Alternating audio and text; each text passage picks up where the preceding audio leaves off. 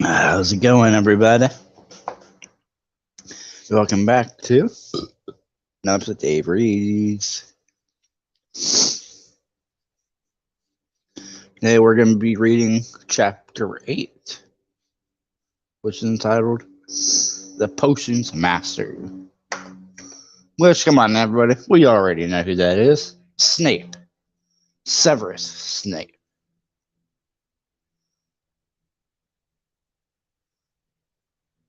So,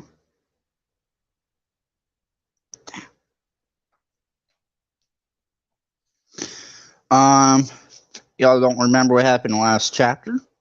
It was the sorting ceremony. Everybody got sorted. Harry got sorted. Ron got sorted. Hermione got sorted. All into Gryffindor. Draco Malfoy went to Slytherin. So yeah, the top two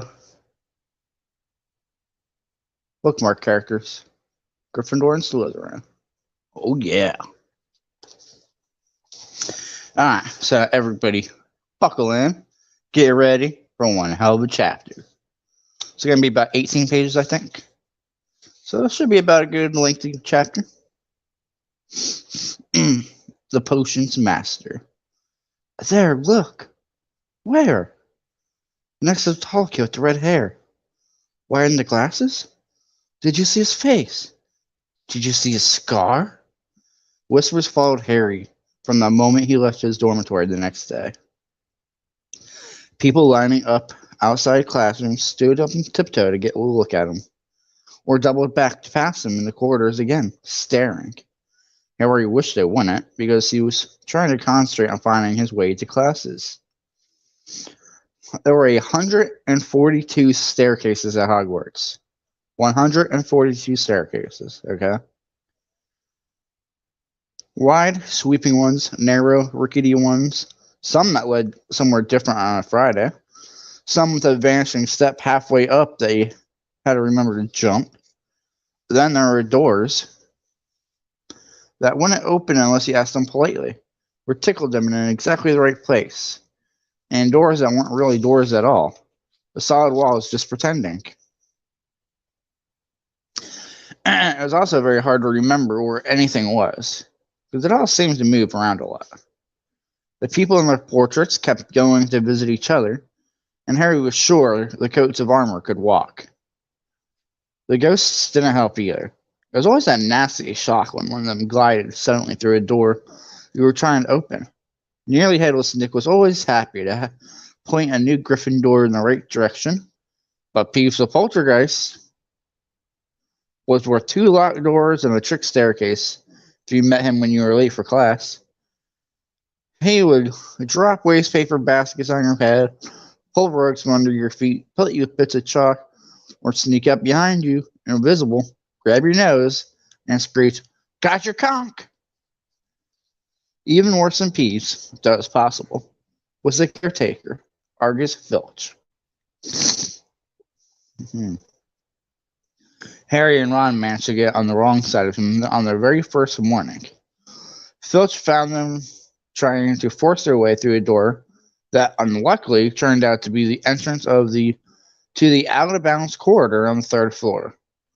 He wouldn't believe they were lost, was sure they were trying to break into it on purpose, and was threatening to lock them in the dungeons when they were rescued by Professor Quirrell, who was passing. Or Voldemort. Oh, no, spoilers. Filch owned a cat called Mrs. Norris, a scrawny, dust-colored creature with bulging, lamp-like eyes, just like Filch's. She patrolled the corridors alone. Break a rule in front of her, but just one toe out of line, and she whisked off for Filch, who would appear wheezing 2 seconds later. Filch knew the secret passageways of the school better than anyone, except perhaps the Weasley twins, and could pop up as suddenly as any of the ghosts. The students all hated him, and it was the dearest ambitions of many to give Mrs. Norris a kick. And then, once he had managed to find them, There were the classes themselves. There was a lot more to magic, as Harry quickly found out, than waving your wand and saying a few funny words. They had to study the night skies through telescopes every Wednesday at midnight and learn the names of different stars and the movements of the planets. 3 times a week, they went out to the greenhouses behind the castle to study herbology with a dumpy little witch called Professor Sprout, where they learned how to take care of all of the strange plants and fungi and found out what they were used for.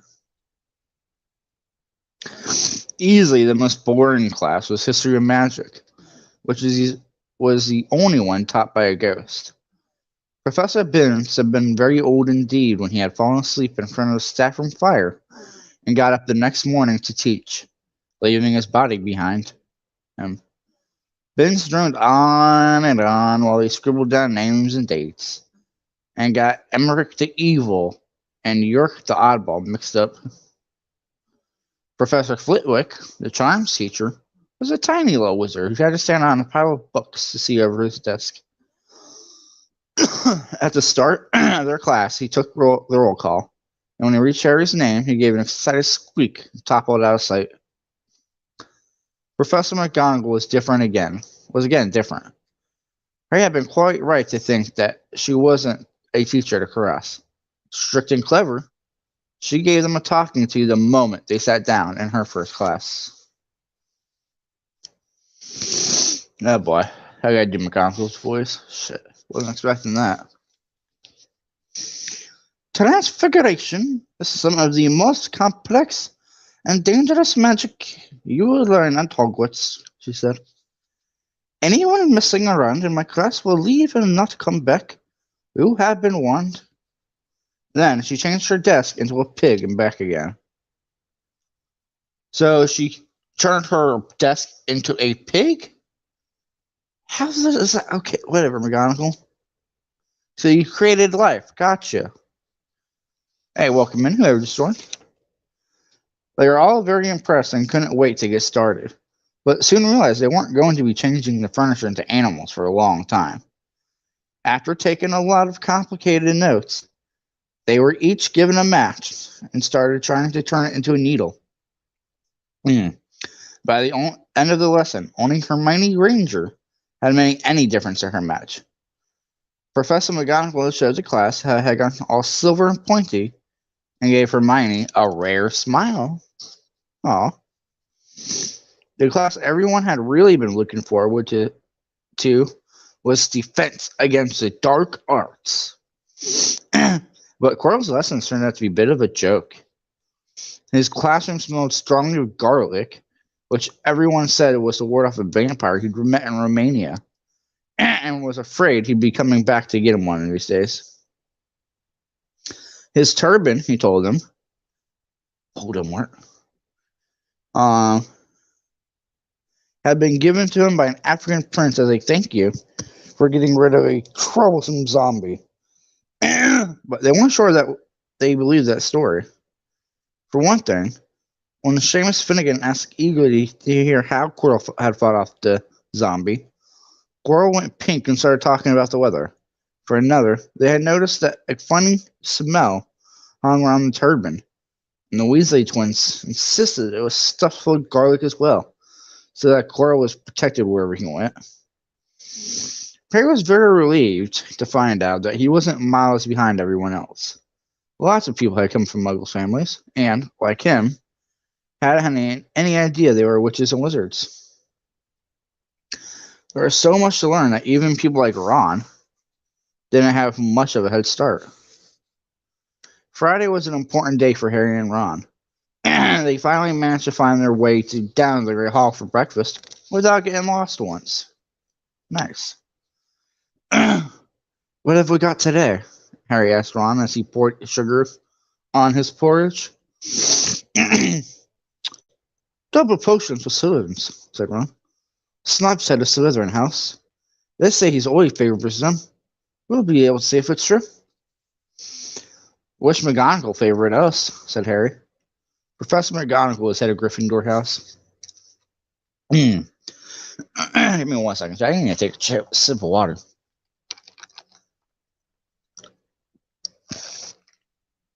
Damn, dry throat. Dry throat.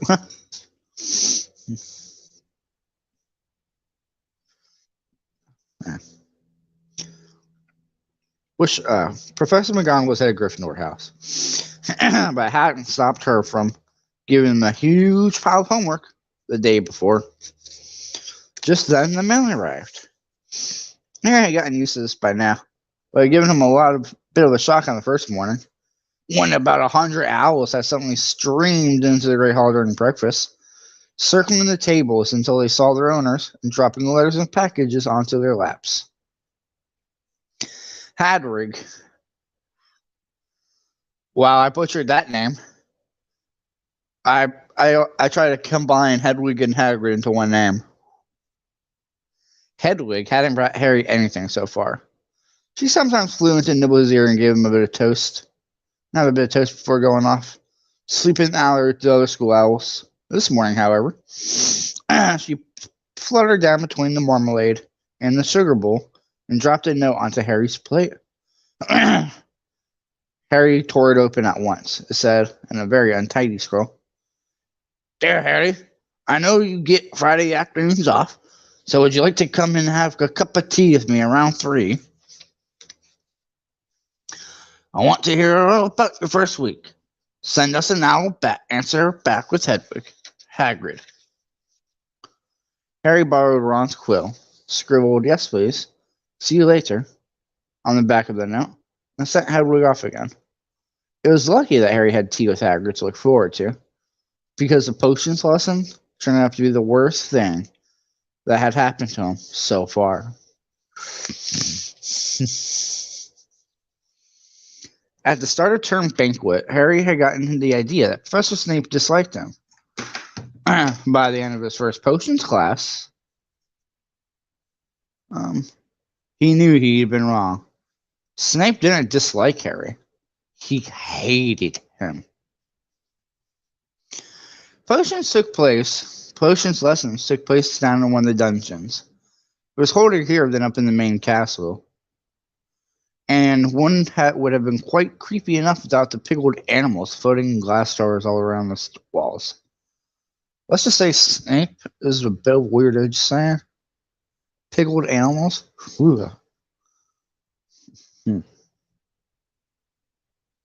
Snape, like Flitwick, started the class by taking the roll call, and, like Flitwick, paused at Harry's name.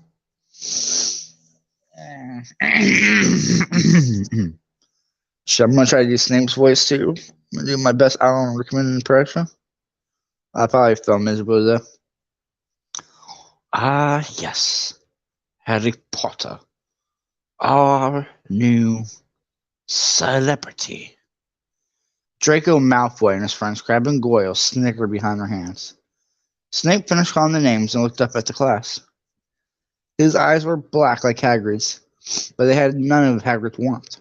They were cold and empty, and made you think of dark tunnels. "You were here to learn the subtle science and exact art of potion making," he began.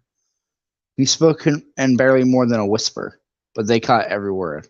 Like Professor McGonagall, Snape had the gift of keeping a class silent, without effort. "As there's a little foolish wand waving here, many of you will hardly believe this is magic.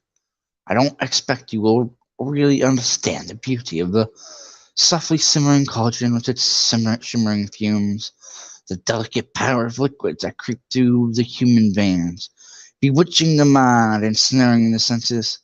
I can teach you how to bottle fame, brew glory, and even stop our death, if you aren't as big as a bunch of thunders heads as I usually have to teach." More silence followed this little speech. Harry and Ron exchanged looks with raised eyebrows. Hermione Granger was on the edge of her seat, desperate to start proving that she wasn't a dunderhead. "Potter," said Snape suddenly, "what would I get if I added powdered root of asphodel to an infusion of wormwood?" "Powdered root of what? To an infusion of what?" Harry glanced at Ron, who looked as stumped as he was. Hermione's hand had shot into the air. I don't know, sir. Snape's lips curled into a sneer. Tut. Fan clearly wasn't everything. He ignored Hermione's hand. Let's try again, Potter. Where would you look if I told you to find me a Bezoar? Hermione stretched her hand as high into the air as it would go, without her leaving her seat. But Harry didn't have the faintest idea what a Bezoar was. He tried not to look at Malfoy, Crabbe, and Goyle, who were shaking with laughter. I don't know, sir. But you want to open a book before coming, eh, Potter? Harry forced himself to keep himself looking straight into his cold eyes. He had looked through his books at the Dursleys, but did Snape really expect him to remember everything in 1,000 magical herbs and fungi? Snape was still ignoring Hermione's quivering hand. What is the difference, Potter, between Monkshood, and Wolfsbane? At this point, Hermione stood up, her hands stretching toward the dungeon ceiling. I don't know, said Harry quietly. I think Hermione does, though. Why don't you try her? A few people laughed. Harry caught Seamus's eye, and Seamus winked. However, Snape, however, was not pleased. Sit down, he snapped at Hermione. For your information, Potter, Asphodel Wormwood make a sleeping potion so powerful it is known the drought of living death. A Bezoar is a stone taken from the stomach of a goat, and it will save you from most poisons. As for Monkshood and Wolfsbane, they are the same plant, which also goes by the name of Axonite. Well, why aren't you all copying that down? There was a sudden rummaging of quills and parchment. Over the noise, Snape said, And the point will be taken from Gryffindor House for your cheek, Potter. Hey, at least it was only 1 point, not 10. Things didn't improve for the Gryffindors as potions lesson continued. Snape put them all into pairs and set them to mixing up a simple potion to cure boils.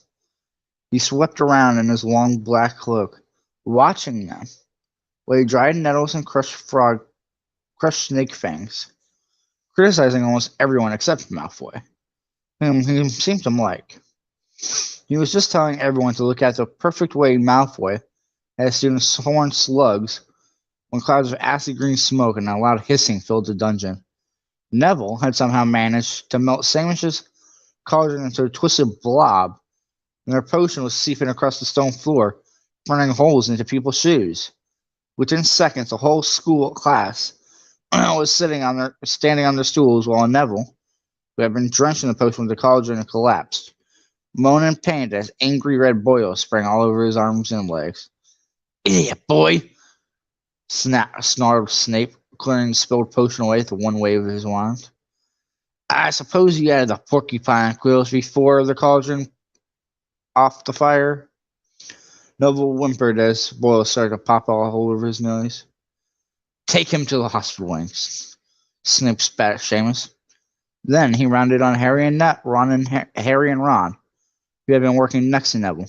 You, Potter, why didn't you tell him not to add the quills? Thought he'd make you look good if he got it wrong, did you? It's another point you've lost for Gryffindor. This was so unfair that Harry opened his mouth to argue, but Ron kicked him behind their cauldron. Don't push it, he muttered. I've heard Snape can turn very nasty. I'd say so. As they climbed the steps out of the dungeon an hour later, Harry's mind was racing and his spirits were low. He'd lost 2 points for Gryffindor in his very first week. Why did Snape hate him so much? Cheer up, said Ron. Snape's always taking points off Fred and George. Can I come in and meet Hagrid with you? At 5 to 3, they left the castle and made their way across the grounds. Hagrid lived in a small wooden house on the edge of the Forbidden Forest. A crossbow and a pair of galoshes were outside the front door. When Harry knocked, they heard a frantic scrambling from inside and several booming barks. Then Hagrid's voice rang out. Fang, back, Fang, back! Whew. Hagrid's big, hairy face appeared in the crack as he pulled the door open. Hang on, he said. Back, Fang! He let them in, struggling to keep a hold on the collar of an enormous black boarhound. There was only one room inside. Hams and pheasants were hanging from the ceiling. A copper kettle was boiling on the open fire, and in the corner stood a massive bed with a patchwork quilt over it. Make yourselves at home, said Hagrid, letting go of Fang, who bounded straight at Ron and started licking his ears. Like Hagrid, Fang was clearly not as fierce as he looked. This is Ron, Harry told Hagrid, who was pouring boiling water into a large teapot, putting rock cakes onto a plate. Another Weasley, eh? Said Hagrid, glancing at Ron's freckles. I spent half of my life chasing your twin brothers away from the forest. The rock cakes were shapeless lumps of raisins that almost broke their teeth, but Harry and Ron pretended to be enjoying them as they told Hagrid all about their first lessons. Fang rested his head on Harry's knee and drooled all over his robes. Harry and Ron were delighted to hear Hagrid call Filch that old git. And as for that cat, Mrs. Norris, I'd like to introduce her to Fang sometime. Do you know, every time I go up to that school, she follows me everywhere. Can't get rid of her. Filch puts her up to it. Harry told Hagrid about Snape's lesson. Hagrid, like Snape, told Harry not to worry about it. Snape liked hardly any of the students, but he seemed to really hate me. Rubbish, said Hagrid. Why should he? Yet Harry couldn't help thinking that Hagrid didn't quite meet his eyes when he said that. How's your brother Charlie? Hagrid asked Ron. I liked him a lot. Great with animals. Harry wondered if Hagrid had changed the subject on purpose. Ron told Hagrid all about Charlie's work with dragons. Harry picked up a piece of paper that was lying on the table underneath the tea cozy. It was a cutting from the Daily Prophet. Hey, shout out to 3 and stream. Appreciate y'all being in here. Gringotts break-in latest. Investigations continue into the break-in at Gringotts Bank on July 31st or on 31 July. Widely believed to be welcome in Melody. Widely to believe the work of dark wizards or witches unknown. Gringotts goblins today insisted that nothing had been taken. The vault that was searched had in fact been emptied the same day.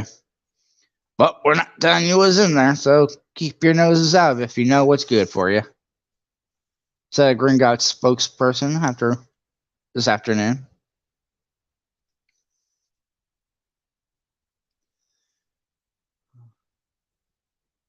Harry remembered Ron telling him on the train that someone had tried to rob Gringotts, but Ron hadn't mentioned the date. Hagrid, said Harry, that Gringotts break-in happened on my birthday. It might have been happening while we were there. There was no doubt about it.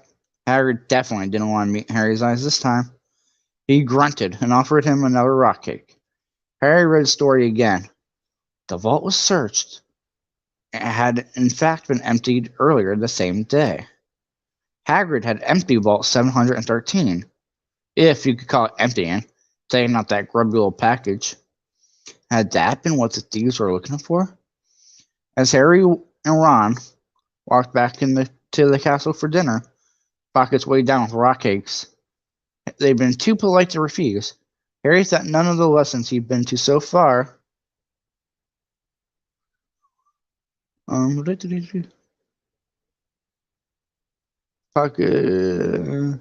Harry thought none of the lessons he'd been to so far had given him as much to think about as he with Hagrid.